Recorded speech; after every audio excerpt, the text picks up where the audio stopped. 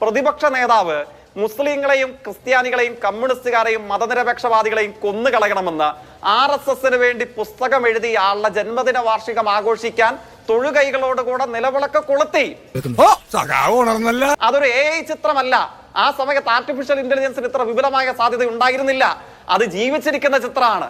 ആ ചിത്രം പുറത്തു വന്നതിനെ തുടർന്ന് 3 മണിക്കൂർ കൂടുമ്പോൾ വാർത്താ സമ്മേളനം നടത്തിക്കൊണ്ടിരിക്കുന്ന പ്രതിപക്ഷ നേതാവ് ഒരു പകൽ മുഴുവൻ മുങ്ങി നടന്നത് ഈ കേരളത്തിലെ എല്ലാ മുഖ്യധാരാ മാധ്യമങ്ങളും റിപ്പോർട്ട് ചെയ്തൊരു വാർത്തയാണ്.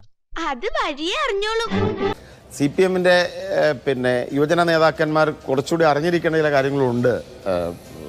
അതായത്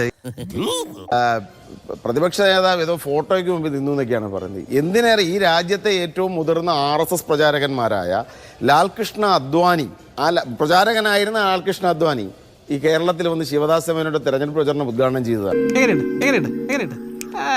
ലാൽകൃഷ്ണ അദ്വാനിയും അടൽ ബിഹാരി വാജ്പേയിയും പോലെയുള്ള ഏറ്റവും മുതിർന്ന RSS പ്രചാരകന്മാർ പ്രചരണം നടത്തിയത് കമ്മ്യൂണിസ്റ്റ് പാർട്ടിക്ക് വേണ്ടിയാണ്. ഒറ്റ കാര്യം നേരത്തെ ഒരു ഫോട്ടോയുടെ കാര്യം പറയുമ്പോൾ ഞാൻ ഓർക്കുകയായിരുന്നു, ഇരിങ്ങാലക്കുട MLA ആയിരുന്ന KU അരുണൻ CPM MLA ആണ്.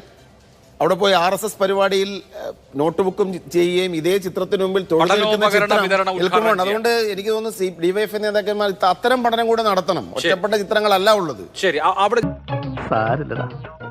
നീ എവിടെ പരിപാടി അവതരിപ്പിച്ചാലും ഇത് തന്നെയാണല്ലോ അതിന്റെ വിധി.